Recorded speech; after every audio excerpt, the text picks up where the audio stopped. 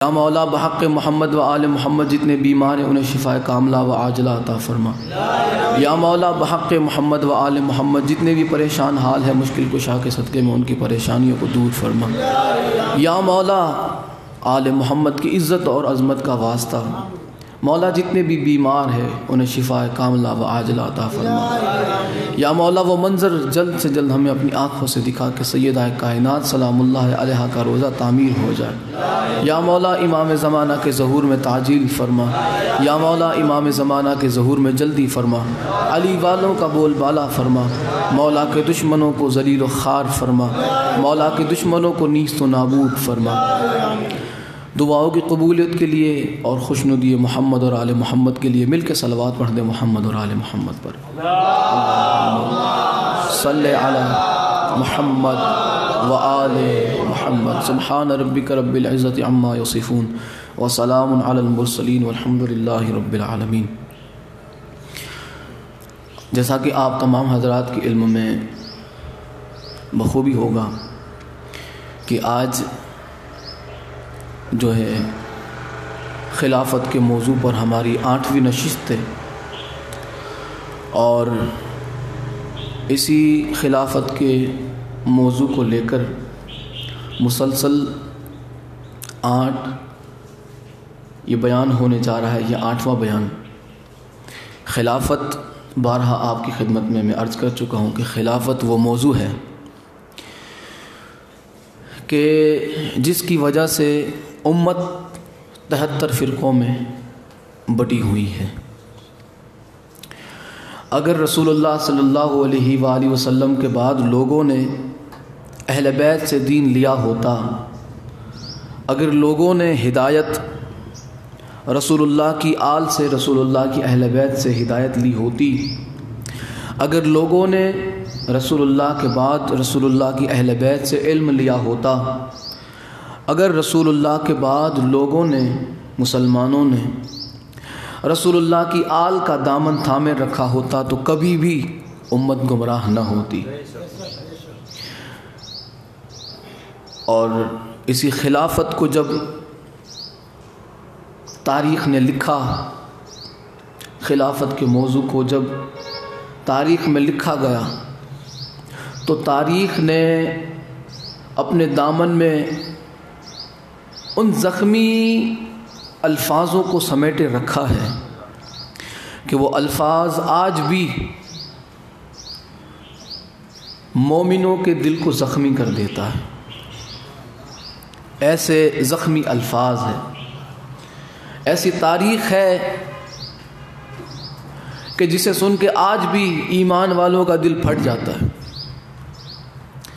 کہ جس تاریخ میں رسول اللہ کے بعد رسول اللہ کی اہل بیت نے کیا ظلم و ستم سہے، کیا ظلم ڈھائے گئے اہل بیت رسول پر۔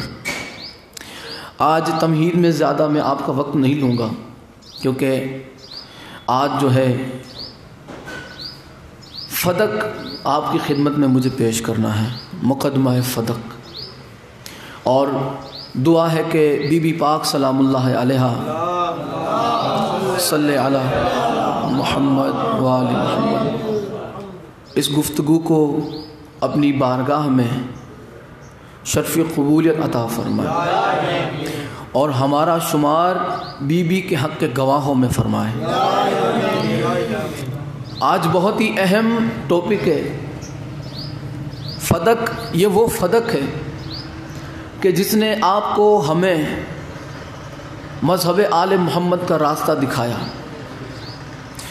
اگر ہم فدق سے ناواقف ہوتے ہمیں کبھی بھی اہل بیت کا در نصیب نہ ہوتا۔ جسے سیدہ سلام اللہ علیہا کی قربانی کا احساس ہے، آپ کی مظلومیت کا احساس ہے، اس نے دہلیز آل محمد کو پا لیا۔ جسے سیدہ کی مظلومیت کا احساس نہیں ہے وہ کوس دور رہ گیا، وہ فساد میں مبتلا ہو گیا، وہ تیری میری میں پڑ گیا، وہ آل محمد سے دور ہو گیا۔ اس نے حق سے اپنی آنکھیں بند کر لی، اس نے حق سے منہ موڑ لیا، جو سیدہ سلام اللہ علیہا کی مظلومیت کو نہیں سمجھا اور جس نے سمجھ لیا، جس کے ذہن میں سیدہ کی مظلومیت آ گئی، یقیناً اس کا دل زخمی ہو گیا، اور جس کا دل آل محمد کے غم میں زخمی ہو جاتا ہے وہ آل محمد کی بارگاہ کو یقیناً پا لیتا ہے۔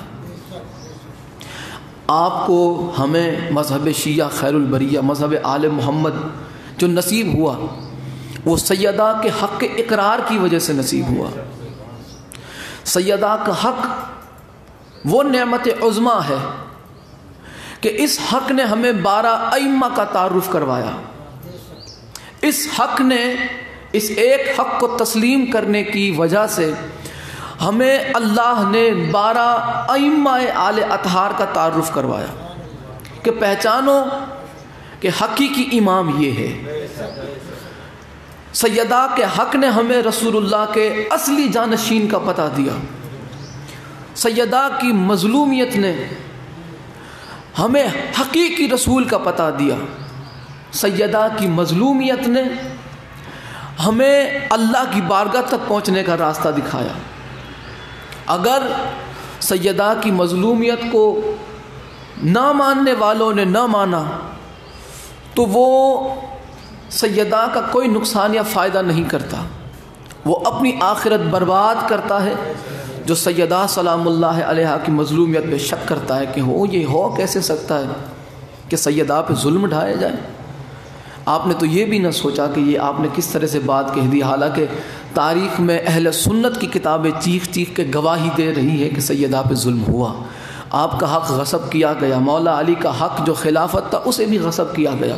خود مولا علی علیہ السلام کی زبان سے یہ جملے ادا ہوئے کہ تم نے ہمارا حق خلافت غصب کیا۔ پچھلی گفتگو آپ سن سکتے ہیں جس میں نے اہل سنت کی کتابیں دکھا دکھا کے جو ہے آپ کی خدمت میں نے جو ہے حقائق پہنچانے کی کوشش کی کہ دربار میں سیدہ سلام اللہ علیہا اور مولا علی علیہ السلام نے جو ہے خطبہ دیا کہ آپ نے جو ہے آپ لوگوں نے ہماری خلافت اسے غصب کر لی۔ آج سیدہ سلام اللہ علیہا کی مظلومیت کا جہاں سے آغاز ہوا، سب سے پہلا جو آپ کا حق غصب کیا گیا سیدہ کا وہ تھا آپ کی جاگیر پہ قبضہ۔ آپ کی جاگیر پہ قبضہ کر لینا، سیدہ کی عظمت میں کوئی کمی نہیں۔ کوئی یہ نہ سمجھے کہ یہ کیسی بات ہو گئی کہ سیدہ ایک جو ہے زمین کے ٹکڑے کے لیے دربار تک چلے جائیں گے۔ بات زمین کی نہیں، بات صرف جاگیر کی نہیں۔ اصل سیدہ سلام اللہ علیہا زمانے کو یہ بتانا چاہتے تھے کہ دیکھو، لوگ جنہیں اعلیٰ قسم کے صحابی مانتے ہیں، لوگ جنہیں صدیق اکبر سمجھتے ہیں، لوگ جنہیں فاروق اعظم مانتے ہیں، لوگ جنہیں عثمان غنی کہتے ہیں، غنی یہاں تک کہ انہیں غنی بنا دیا، ان کا کردار دیکھو کہ انہوں نے رسول اللہ کے جانے کے بعد ان کی اہل بیت سے کیا سلوک کیا۔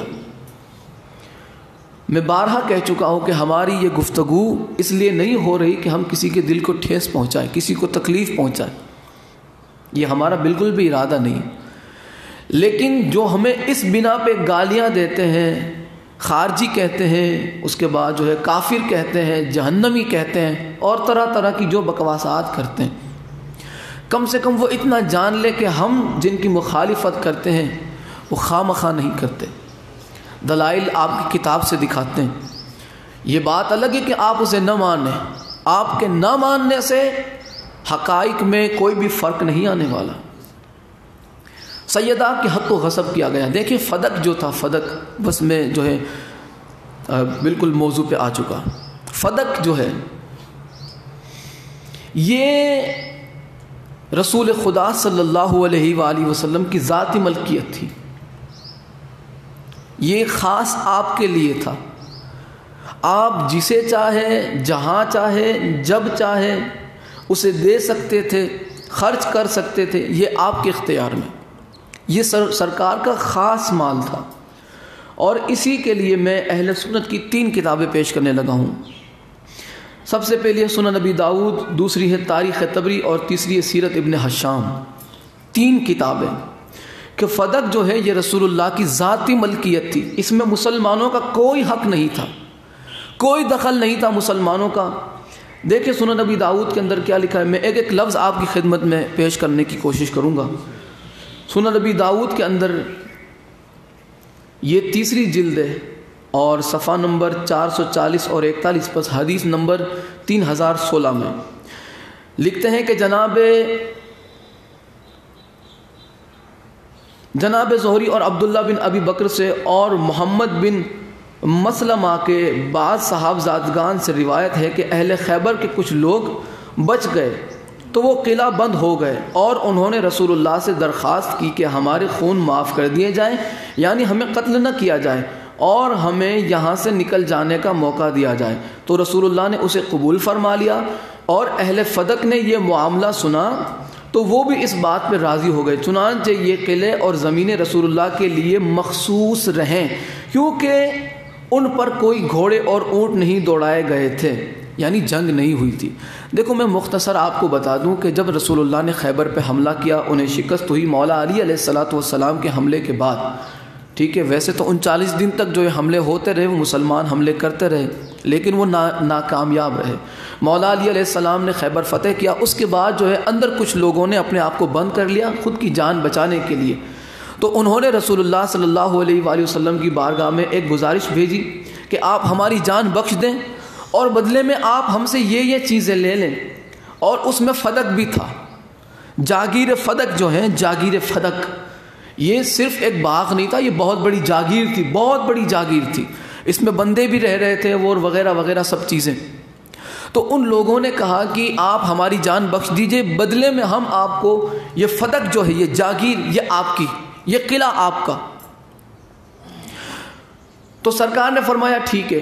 اس کے بعد انہوں نے کہا، جاگیر فدق میں جو رہ رہے تھے انہوں نے کیا کہا کہ دیکھیں اس زمین پہ جو کھیتی باڑی ہو رہی ہے تو اس کے ماہر ہم بہت اچھے سے ہم جانتے ہیں کہ اسے کیسے جو ہے اناج وغیرہ اگانا اور اس کی کھیتی باڑی کیسے کرنا، ہم اس میں مہارت رکھتے ہیں، تو اگر آپ چاہیں آپ اجازت دیں۔ رسول اللہ سے انہوں نے یہ ایک معاہدہ طے کیا کہ آپ ہماری جان اس شرط پہ بخش دیں کہ یہ زمینیں آپ کی، اس میں جو بھی کھیتی باڑی ہوئی وہ آپ کی، جو بھی اس میں فائدہ ہوا وہ آپ کا، ہمیں کچھ نہیں چاہیے، ہاں بدلے میں ہم یہ بس کہ آپ ہمیں اس زمین پہ کھیتی باڑی کرنے دیں، اس میں سے جتنا بھی نفع ہوگا وہ آدھا حصہ آپ کا، یہ رسول اللہ کا، امت کا نہیں، یہ آپ کا آدھا حصہ، اور آدھا حصہ ہم ہماری مزدوری سمجھ کے رکھ لیں گے، آدھا حصہ آپ کا۔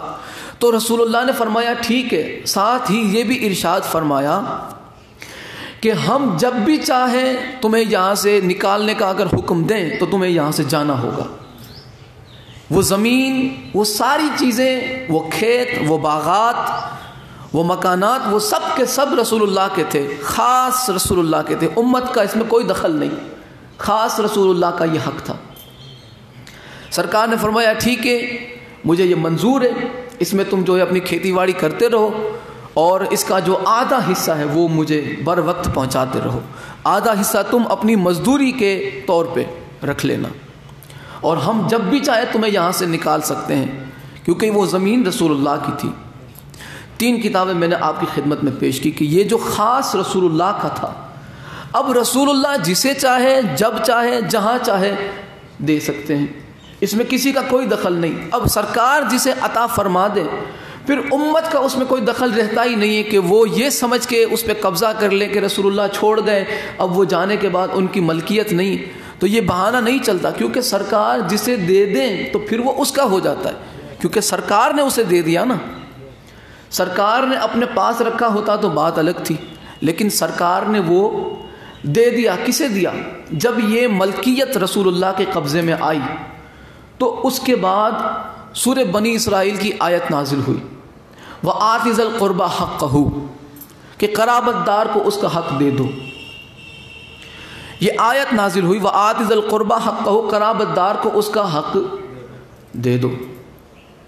تو یہاں پہ ابو سعید خدری سے روایت ہے کہ رسول اللہ صلی اللہ علیہ وآلہ وسلم پر جب یہ آیت نازل ہوئی، وَآتِ ذِی الْقُرْبَى حَقَّهُ، خیبر فتح ہونے کے بعد، فدق رسول اللہ کی ملکیت میں آ جانے کے بعد، رسول اللہ کا جو ہے خاص ہو جانے کے بعد یہ آیت نازل ہوئی، وَآتِ ذِی الْقُرْبَىٰ حَقَّهُ، کہ قرابت دار کو اب اس کا حق دے دو۔ تو سرکار دو عالم صلی اللہ علیہ وآلہ وسلم نے سیدہ فاطمہ زہرا سلام اللہ علیہا کو بلایا اور آپ نے فدق سیدہ کو عطا فرما دیا۔ اور یہاں پہ میں بغیر حوالے کی کوئی بات کرنا چاہوں گا ہی نہیں۔ یہاں پہ 11 کتابیں، 1 2 نہیں 11 کتابیں آپ کی خدمت میں اہل سنت کی پیش کرنا چاہوں گا کہ جس میں یہ آیت کی تشریح میں لکھا ہوا ہے کہ رسول اللہ نے سیدہ کو بلایا اور آپ کو فدق عطا کر دیا کہ یہ فدق تمہارا ہے۔ چلیے آپ جو ہے کتابیں ملاحظہ فرمائیں۔ پہلی کتاب ہے مسند ابو یعلا، مسند ابو یعلا، اس کے بعد ہے دوسری کتاب تفسیر کثیر، تیسری کتاب تفسیر روح المعانی، چوتھی کتاب مسند ابو یعلا، اور 5ویں کتاب جناب المودت، 6ٹھی کتاب اسباب النزول، 7ویں کتاب جواہر المطالب، 8ویں کتاب کنز العمال، 9ویں کتاب مناقب امیر المؤمنین، 10ویں کتاب شواہد التنزیل، اور 11ویں کتاب مناقب علی ابن ابی طالب۔ یہ 11 کتابیں اہل سنت کی کہ جس میں یہ لکھا ہوا ہے کہ رسول اللہ صلی اللہ علیہ وآلہ وسلم نے اپنی زندگی میں ہی فدق سیدہ کو عطا کر دیا تھا، آپ کو سونپ دیا تھا۔ اب دیکھیں یہاں پہ میں لفظ لفظ پڑھ کے آپ کی خدمت میں سنانا چاہوں گا۔ مسند ابو یعلا کے اندر جو حدیث ہے وہ حدیث نمبر ہے 1405 اور جو ہے صفحہ نمبر 724۔ حضرت ابو سعید خدری فرماتے ہیں کہ جب یہ آیت نازل ہوئی وَآتِ ذِی الْقُرْبَىٰ حَقَّهُ کہ قرابت داروں کو، قریبی رشتہ داروں کو اس کا حق دو، تو حضور نے فاطمہ زہرا کو بلوایا اور ان کو باغ فدق دیا، سرکار نے سیدہ کو دے دیا۔ ٹھیک ہے، اب اگلی کتاب دیکھیں تفسیر در منصور کے اندر جلال الدین سیوطی نے لکھا، یہ امام ہیں، شمس العلماء مانے جاتے جلال الدین سیوطی۔ تفسیر در منصور جلد 4 صفحہ نمبر 467 میں یہی ابو سعید خدری سے روایت ہے، کہا فرماتے ہیں کہ جب یہ آیت نازل ہوئی وَآتِ ذِی الْقُرْبَىٰ حَقَّهُ تو رسول اللہ نے اپنی بیٹی فاطمہ رضی اللہ عنہا کو بلایا، اس میں لکھا ہے رضی اللہ عنہا، فاطمہ رضی اللہ عنہا کو بلایا اور انہیں فدق کا باغ عطا فرمایا، فدق کا باغ عطا فرما دیا۔ اب اگلی کتاب آپ دیکھیں ینابع المودت سے میں آپ کو حوالہ پیش کرنے لگا ہوں۔ ینابع المودت میں امام علی رضا علیہ السلام سے روایت ہے، آپ حدیث فرما رہے ہیں، امام رضا علیہ السلام فرماتے ہیں کہ جب وَآتِ ذِی الْقُرْبَىٰ حَقَّهُ آیت نازل ہوئی تو رسول اللہ نے فاطمہ سلام اللہ علیہا کو بلا کر فرمایا کہ یہ فدق کا علاقہ تمہارا ہے اور میں نے اس کو تمہارے لیے مقرر کر دیا ہے۔ امام رضا علیہ السلام سے یہاں پہ جو ہے روایت نقل کی گئی ینابع المودت کے اندر، اور یہ اہل سنت کے عالم آپ دیکھیں ان کا نام کتنا لمبا چوڑا ہے، علامہ جلیل شیخ سلیمان حسینی بلخی قندوزی حنفی سنی مفتی اعظم قسطنطنیہ، یعنی آپ اندازہ لگا سکتے ہیں کہ یہ کوئی چھوٹے موٹے عالم نہیں، یہ کسی مسجد کی امامت کرنے والے یہ امام نہیں ہے، بلکہ یہ اہل سنت میں مفتی اعظم کا جو ہے لقب پا چکے ہیں، مفتی اعظم قسطنطنیہ۔ یہ انہوں نے امام علی رضا علیہ السلام سے جو ہے روایت نقل کی ہے کہ آپ نے فرمایا کہ رسول اللہ نے سیدہ کو فدق عطا فرما دیا تھا۔ اب یہاں پہ مناقب امام امیر المؤمنین لکھتے ہیں کہ ان جعفر بن محمد قال لما نزلت هذه الآیہ کہ جب یہ آیت نازل ہوئی وآتِ ذِی الْقُرْبَىٰ حَقَّهُ تو قال دعا رسول اللہ صلی اللہ علیہ وآلہ تو رسول اللہ نے فاطمہ زہرا کو بلایا اور فَأَعْطَاهَا فدق اور آپ نے فدق عطا کر دیا۔ ایسے ہی اگلی کتابوں میں روایت موجود ہے کہ رسول اللہ نے سیدہ کو بلایا اور فدق عطا فرما دیا۔ 11 کتابیں اہل سنت کی کہ جس میں یہ روایت موجود ہے کہ رسول اللہ نے اپنی زندگی میں ہی سیدہ فاطمہ زہرا کو فدق عطا فرما دیا تھا۔ تو اب جس جاگیر کو رسول اللہ نے فاطمہ زہرا کو سونپ دیا، اب وہ ملکیت ہو گئی سیدہ فاطمہ زہرا کی، اب وہ جاگیر ہے سیدہ فاطمہ زہرا کی۔ اب اس پہ قبضہ ہے سیدہ فاطمہ زہرا کا، اب اس پہ حق ہے فاطمہ زہرا کا. اب یہاں پہ کوئی بھی امتی دخل دینے کی سازش نہیں کر سکتا. جو بھی کرے گا سمجھو اس نے رسول اللہ کے فیصلے میں دخل دینے کی کوشش کی. یہاں پہ ساتھ ہی یہ بھی فرما دیتے، ایک جملہ، اتنا سا ایک جملہ ہو جاتا تو کیا یعنی کہ حدیث میں کتاب بھر جاتی. سرکار ایک جملہ اور آگے فرما دیتے کہ دیکھیں فاطمہ میری بیٹی، میری شہزادی، جب تک میں زندہ ہوں تب تک یہ تمہارے قبضے میں ہے، میں چلا جاؤں گا یہ امت کے لیے صدقہ ہو جائے گا، اس پر سے تمہارا قبضہ اٹھ جائے گا. اتنا جملہ رسول اللہ فرما دیتے، کیا حدیث لمبی ہو جاتی؟ نہیں ہوتی. کیا کتاب بھر جاتی اتنے میں؟ رسول اللہ نے یہاں تک کیوں نہ فرما دیا؟ اللہ نے حکم یہ دیا تھا کہ دے دو فاطمہ کو، فاطمہ کو دینے کا اللہ نے حکم دیا. اب پتہ چلا کہ رسول اللہ نے عطا فرما دیا فاطمہ زہرا کو، رسول اللہ نے دیا اللہ کے حکم کے مطابق. اب جس نے بھی یہاں پہ دخل دینے کی کوشش کی کہ یہ حق آپ کا نہیں ہے، تو اس نے رسول اللہ کے حکم میں رسول اللہ اور فاطمہ زہرا کے درمیان دخل ڈالا اور اللہ اور رسول کے درمیان دخل ڈالا. اللہ اور رسول کے فیصلے میں اس نے دخل دیا. اور مجھے یہ کہنے کی بالکل بھی ضرورت نہیں ہے کہ اللہ اور اس کے رسول کے فیصلے میں جو دخل پیدا کرے، جو آڑ بنے، اسے شریعت میں کیا کہتے ہیں؟ مسلمان تو اسے صدیق کہتے ہیں، ویسے شریعت اسے کچھ اور کہتی ہے. مسلمان ایسا کو فاروق کہتی ہے، بلکہ فاروق اعظم کہتی ہے، لیکن شریعت اسے کچھ اور کہتی ہے. رسول اللہ نے عطا فرما دیا. آپ کون ہوتے ہیں؟ اس جاگیر پہ قبضہ کرنے والے. اللہ کے حکم سے رسول اللہ نے اس کام کو تکمیل تک پہنچایا اپنی زندگی میں. اور یہاں پہ ایک ڈھنڈورا پیٹا ہوا ہے کہ یہ سورہ بنی اسرائیل جو ہے وہ مکی سورہ ہے، اور خیبر فتح ہوا جو ہے 7 ہجری میں. خیبر فتح ہونے کے بعد جو ہے یہ حاصل ہوا فتح. تو یہ تو مکی صورت ہے اور یہ مدینے کا واقعہ ہے، تو یہ ہو کیسے سکتا ہے؟ اس کا بھی انشاءاللہ میں مدلل جواب آپ کی خدمت میں پیش کروں گا. یہ جو بہانہ ہے نا، ناٹک جو ہے، وہ اہل سنت کی ہی کتاب سے ان کا پردہ فاش کیا جائے گا کہ چاہے جتنے ڈھکوسلے کر لو، چاہے جتنے ناٹک کر لو، حقیقت سے تم منہ نہیں موڑ سکتے. یعنی فدق رسول اللہ نے اپنی زندگی میں سیدہ کو عطا فرما دیا تھا. اب اس میں جو بھی دخل دے گا اس نے جاگیر فدق میں دخل نہیں دیا، اللہ اور اس کے رسول کے فیصلے میں دخل دیا. اور اللہ اور اس کے رسول کے فیصلے میں دخل دینے والا، اس کے فرمان میں شک کرنے والا دین سے کوسوں دور ہو جاتا ہے. تو اس کے فرمان میں دخل دینے والا بتائیں وہ کیا ہوگا؟ ہمارا کسی کا دل دکھانے کا کوئی ارادہ نہیں، لیکن اگر آپ سیدات سلام اللہ علیہا کے خلاف اگر زبان درازی کریں گے تو ہمارے لیے خاموش رہنا حرام ہے. اس کو اپنی اوقات کا پتہ ہونا چاہیے.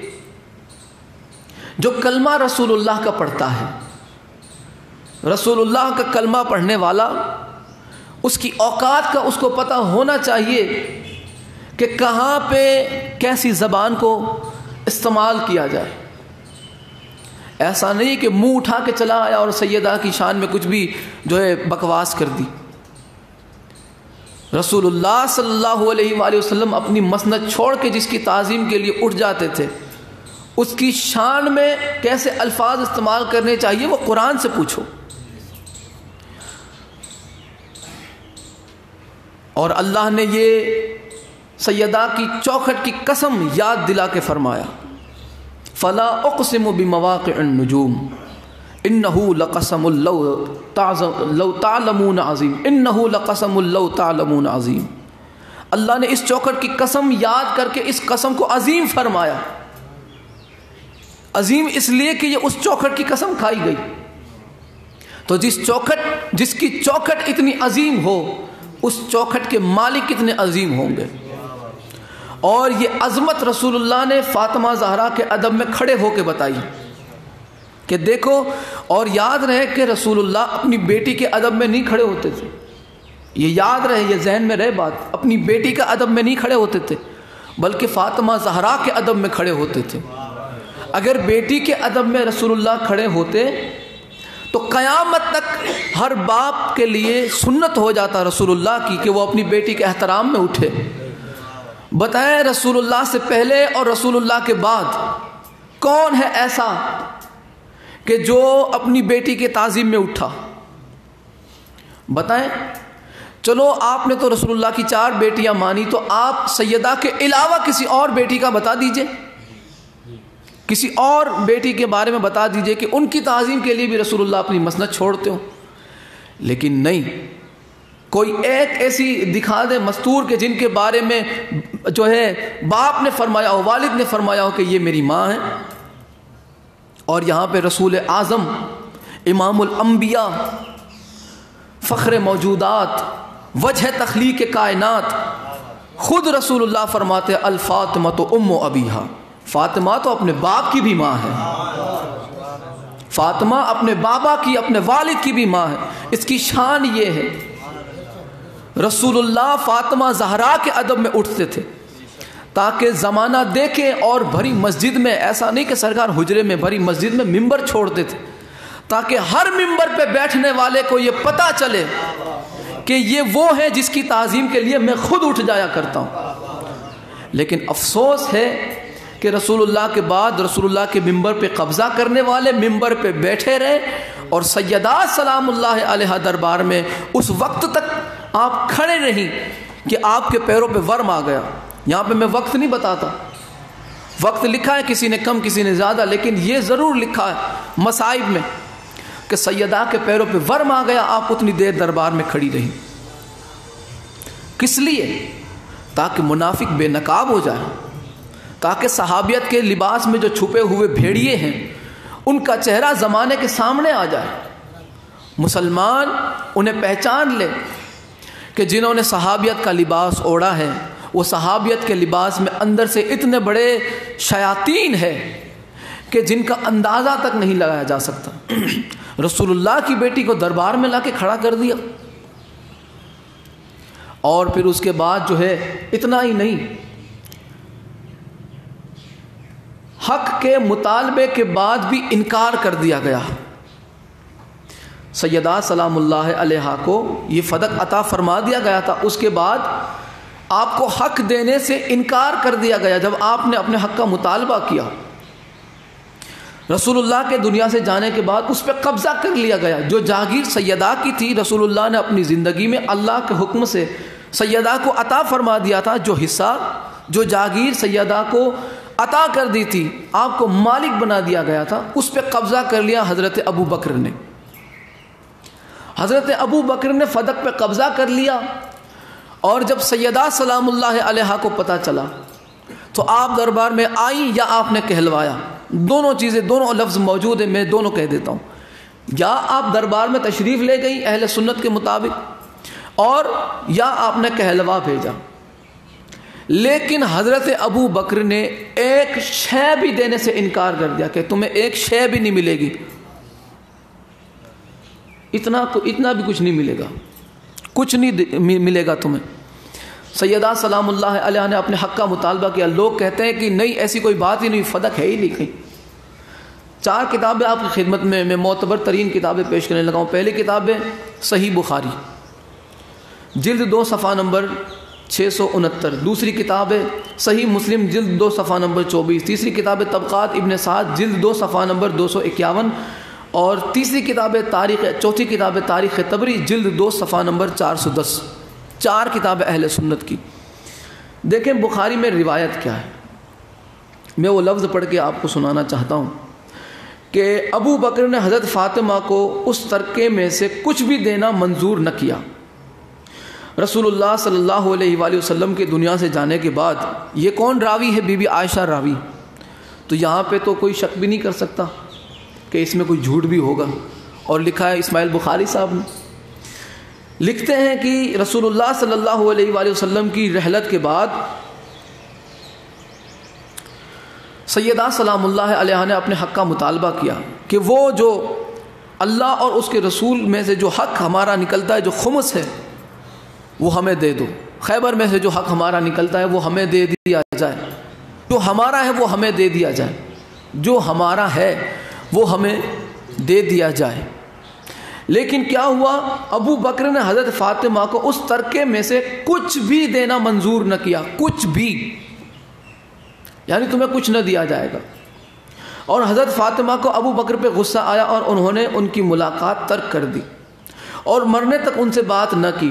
وہ حضرت صلی اللہ علیہ وآلہ وسلم کے بعد صرف 6 مہینے تو زندہ رہیں۔ جب ان کی وفات ہوئی تو ان کے خاوند حضرت علی نے رات ہی کو ان کو دفن کر دیا اور ابو بکر کو ان کی وفات کی خبر نہ دی، اور حضرت علی نے ان پہ نماز پڑھائی۔ یہ آپ نے دیکھا کچھ لوگ کہتے ہیں کہ خود حضرت ابو بکر نے سیدہ کی نماز جنازہ پڑھائی، یہاں پہ مولا علی نے انہیں خبر تک نہ پہنچائی۔ اور یہ ایسے ہی آپ دنیا سے تشریف نہیں لگی سیدہ فاطمہ، آپ پہ بہت ظلم ہے۔ انشاءاللہ میں وہ ساری چیزیں جو ہے تفصیل کے ساتھ آپ کی خدمت میں اہل سنت کی کتابوں سے جو ہے بیان کرنے کی کوشش کروں گا۔ یہ بخاری کی روایت میں نے پڑھی اور انہی الفاظوں کے ساتھ مسلم کے اندر بھی ہے اور طبقات ابن سعد کے اندر بھی ہے کہ کچھ بھی دینے سے انکار کر دیا۔ دیکھیں طبقات ابن سعد کے اندر کیا ہے کہ ام ہانی سے مروی ہے کہ فاطمہ نے ابو بکر سے کہا کہ جب جو ہے ابو بکر نے اس میں سے کوئی بھی چیز فاطمہ کو دینے سے انکار کر دیا۔ یہاں پہ بی بی عائشہ سے بی بی عائشہ سے مروی ہے کہ فاطمہ بنت رسول اللہ نے ابو بکر کے پاس کسی کو بھیج کر رسول اللہ کی وہ میراث طلب کی جو اللہ نے اپنے رسول کو بغیر خون ریزی کے غنیمت میں دی۔ اس وقت فاطمہ نبی کا وہ صدقہ جو مدینے میں تھا اور فدق اور خمس خیبر کا بقیہ بھی طلب کرتی تھی، اور ابو بکر نے کہا کہ رسول اللہ نے فرمایا کہ ہم کسی کو وارث نہیں بناتے، ہم جو چھوڑیں وہ صدقہ ہے۔ محمد کے گھرانے والے اس مال میں صرف کھا سکتے ہیں، مالک نہیں ہو سکتے۔ بخدا میں رسول اللہ کے صدقات میں جس طرح وہ عہد نبوی میں تھے تغیر نہ کروں گا، کوئی پھیر پھار نہیں کروں گا۔ اس میں رسول اللہ نے جو کچھ عمل کیا ہے اسے خوب جانتا ہوں۔ ابو بکر نے اس میں سے کوئی چیز بھی فاطمہ کو دینے سے انکار کر دیا۔ فاطمہ ابو بکر سے ناراض ہو گئی، انہوں نے انہیں چھوڑ دیا اور ان سے کلام نہ کیا یہاں تک کہ ان کی وفات ہو گئی، اور رسول اللہ کے بعد وہ 6 مہینے زندہ رہیں۔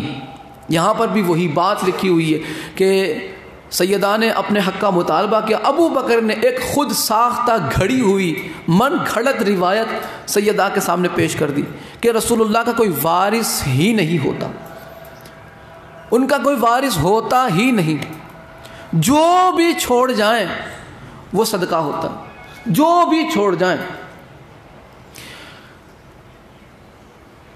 آپ نے اس بات پہ توجہ کی کہ وہ جو چھوڑ جائیں، تو سیدہ کو تو فدق رسول اللہ نے اپنی زندگی میں دے دیا تھا، تو وہ تو ملکیت سیدہ فاطمہ زہرا کی تھی، تو یہاں پہ چھوڑ جانے کی تو بات ہے ہی نہیں، وہ ملکیت سیدہ کی تھی۔ اور سیدہ سلام اللہ علیہا وہ ہیں، یہ پورا خاندان وہ خاندان ہے کہ جو لوگوں کو ان کا حق دلواتا ہے۔ اب یہ تو نعوذ باللہ یہ بات ہو گئی کہ کیا نعوذ باللہ نقل کفر نباشد کہ سیدہ کا حق نہیں تھا اور آپ مانگنے چلی گئی، آپ کو پتہ ہی نہیں تھا کہ آپ کس چیز کا مطالبہ کرنے کے لیے جا رہی ہیں۔ کیا سیدہ کو نعوذ باللہ نہیں پتا تھا کہ آپ کس چیز کا مطالبہ، کس چیز کو مانگنے کے لیے جا رہی ہیں، آپ کس چیز پہ اپنا حق جو ہے ظاہر کرنے جا رہی ہیں؟ کیا سیدہ کو نہیں پتا تھا؟ سیدہ سے بہتر تو کوئی جاننے والا نہیں تھا، سیدہ سے بہتر اس چیز کو سمجھنے والا کوئی نہیں تھا۔ علم رسول کی وارث سیدہ فاطمہ زہرا ہے، جو چیز سیدہ کو پتہ ہونی چاہیے وہ تو حضرت ابو بکر کہہ رہے ہیں۔ اگر یہ ایسا ہوتا تو سیدہ سلام اللہ علیہ کبھی بھی دربار تک نہ جاتی، آپ کبھی بھی اس پہ جو ہے یہ نہ کہتی کہ یہ حق ہمارا ہے اسے ہمیں دے دو۔ کسی کا حق ہو امت کا حق اور نعوذ باللہ اہل بیت اس پہ دعویٰ کر دیں، یہ کیسی حماقت بھری بات ہے، یہ کتنا بڑا جو ہے الزام ہے اہل بیت رسول پہ، یہ کتنی بڑی تہمت ہے رسول اللہ کی رسالت کے گواہ پر۔ یہ میں نے بہت بڑی بات کہی رسول اللہ کی رسالت کے گواہ پر کتنی بڑی توہین ہے کہ حق نہ تھا اور نعوذ باللہ دربار میں مانگنے چلی آئی. نعوذ باللہ، یہ کیسی بات کر رہے ہو؟ اور ایسا نہیں ہے کہ سیدہ سلام اللہ علیہا خاموشی سے وہاں سے چلی گئی، ایسا بالکل بھی نہیں، بلکہ آپ نے وہاں پہ مکمل خطبہ ارشاد فرمایا، قرآن سے خطبہ ارشاد فرمایا. اور دیکھیں سیدہ سلام اللہ علیہا نے وہاں پہ جب حضرت ابو بکر نے انکار کیا کہ اس میں آپ وارث نہیں، نبی جو چھوڑ جائیں امت کے لیے صدقہ ہے، وہ کچھ ورثہ نہیں چھوڑ کے جاتے، ان کا کوئی وارث نہیں ہوتا، ان کا کوئی وارث نہیں ہوتا. حالانکہ یہ سراسر قرآن سے ٹکراتی ہوئی انہوں نے روایت پیش کی. انشاءاللہ اگلی گفتگو میں آپ کو ضرور میں وضاحت کے ساتھ قرآن کی آیتوں کے ساتھ آپ کی خدمت میں پیش کروں گا، اور وہ بھی اہل سنت کی کتاب سے، ڈرے نہیں، اہل سنت کی کتاب سے. قرآن سے ٹکراتی ہوئی روایت حضرت ابو بکر نے سنا دی کہ نبیوں کا کوئی وارث نہیں ہوتا. تو اب یہاں پہ سیدہ سلام اللہ علیہا نے حضرت ابو بکر سے کہا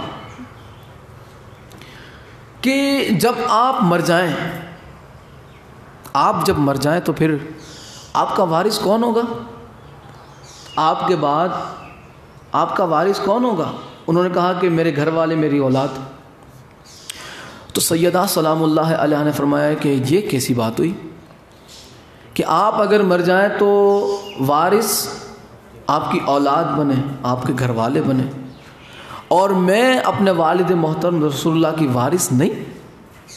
اور پھر وہی انہوں نے خود ساختہ یعنی کہ گھڑی ہوئی روایت انہوں نے بی بی فاطمہ زہرا کی سامنے پیش کی، اس کا رد سیدہ نے قرآن سے پیش کیا. اور یہ جو ابھی میں نے روایت پیش کی یہ میں نے اپنی طرف سے نہیں بلکہ 3 کتاب اہل سنت کی اس پر بھی پیش کرنا چاہوں گا کہ سیدہ نے ابو بکر سے فرمایا کہ آپ مر جائیں تو وارث آپ کی اولاد، اور میں اپنے بابا رسول اللہ کی وارث نہیں. یہاں پہ یہ 3 کتابیں، ترمذی، جامع ترمذی جلد 2 صفحہ نمبر 915، دوسری کتاب طبقات ابن سعد جلد 2 صفحہ نمبر 251، اور تیسری کتاب مدارج النبوہ جلد 2 صفحہ نمبر 757. 3 کتاب اہل سنت کی کہ جس میں جو ہے سیدہ سلام اللہ علیہا نے اپنے حق کے مطالبے کے لیے دلیلیں پیش کی. دیکھیں یہاں پہ کیا کہتے ہیں کہ ام ہانی سے مروی ہے کہ فاطمہ نے ابو بکر سے کہا کہ جب آپ مریں گے تو آپ کا وارث کون ہوگا؟ تو انہوں نے کہا میری اولاد اور بیوی. تو انہوں نے کہا کہ آپ کو کیا ہوا ہے؟ سیدہ نے فرمایا کہ تو پھر آپ کو کیا ہوا ہے جو ہمیں چھوڑ کے آپ نبی کے وارث بن گئے؟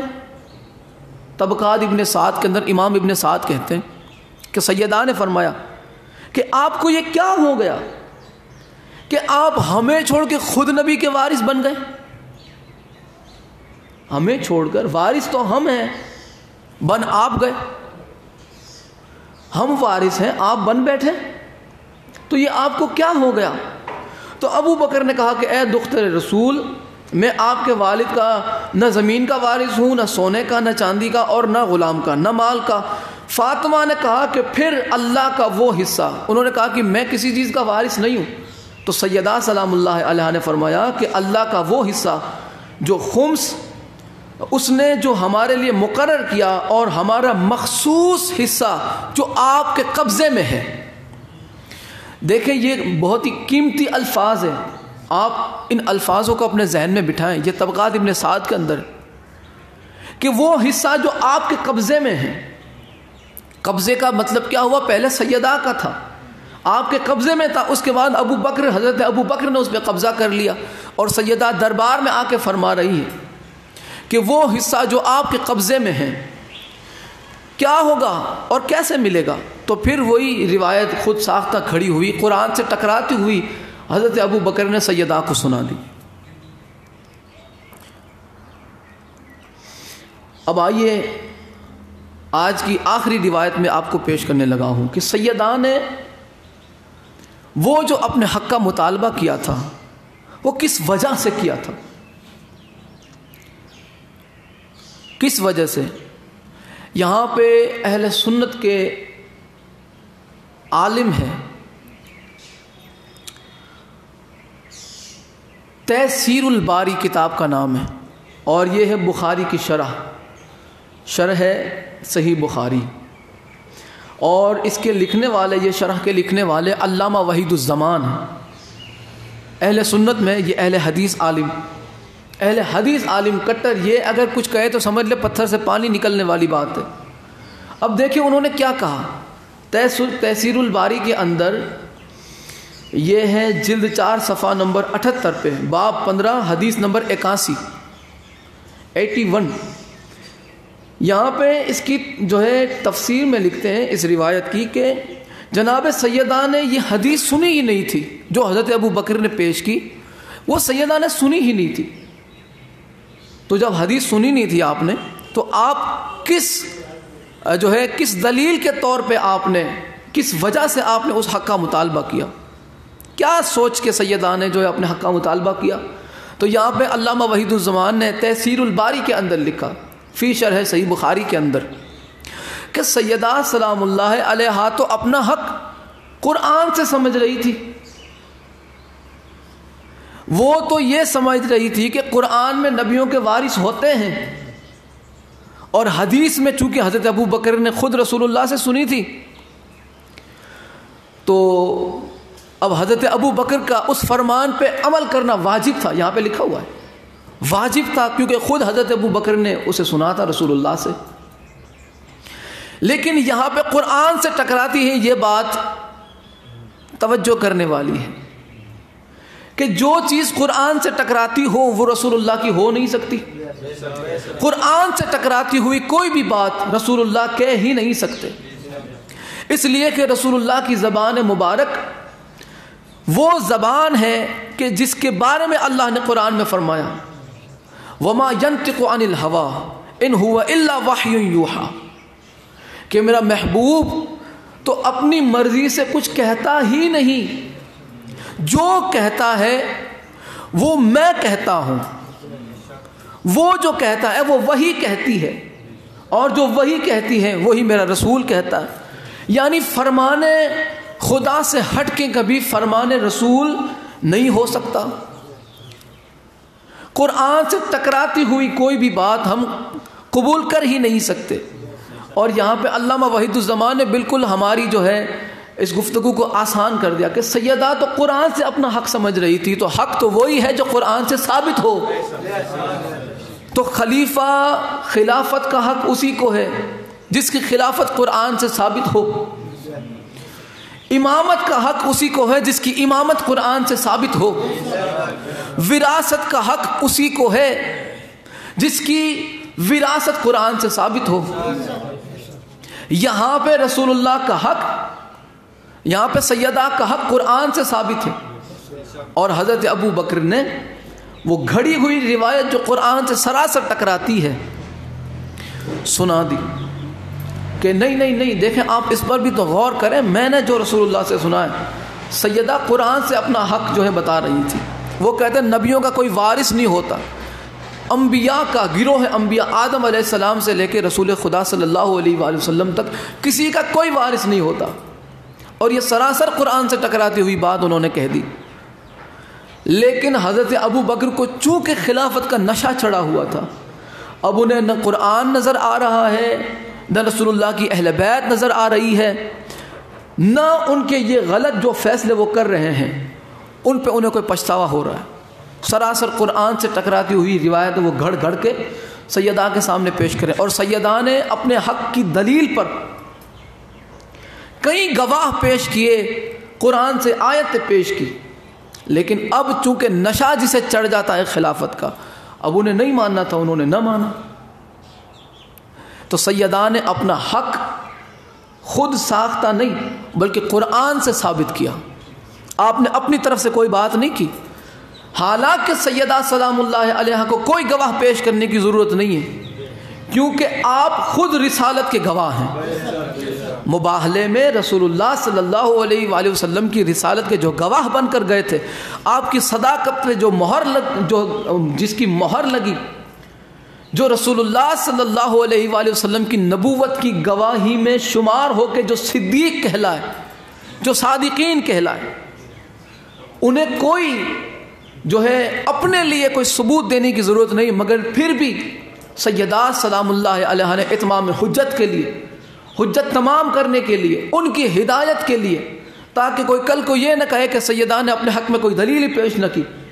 سیدہ نے قرآن سے دلائل پیش کیے، گواہوں کو پیش کیا، لیکن حضرت ابو بکر چونکہ ان کی نظر فدق پر تھی، اور وہ کیوں تھی وہ بھی انشاءاللہ آنے والے جو ہے بیانات میں آپ کی خدمت میں اہل سنت کی کتابوں سے پیش کرنے کی کوشش کروں گا، تاکہ یہ جتنے بھی ڈھکوسلے انہوں نے مشہور کیے ہوئے ہیں، جتنے بھی ناٹک پیش کیے ہوئے ہیں، سب سے بڑا ناٹک انہوں نے یہ کیا کہ جو ہے یہ آیت، یہ سورہ مکی ہے، اور فدق جو ہے مدینے میں سرکار کو جو ہے آپ کے قبضے میں آیا، تو یہ تو ہو ہی نہیں سکتا۔ انشاءاللہ اس کا بھی میں واضح طور پہ خلاصہ اہل سنت کی کتاب سے پیش کروں گا۔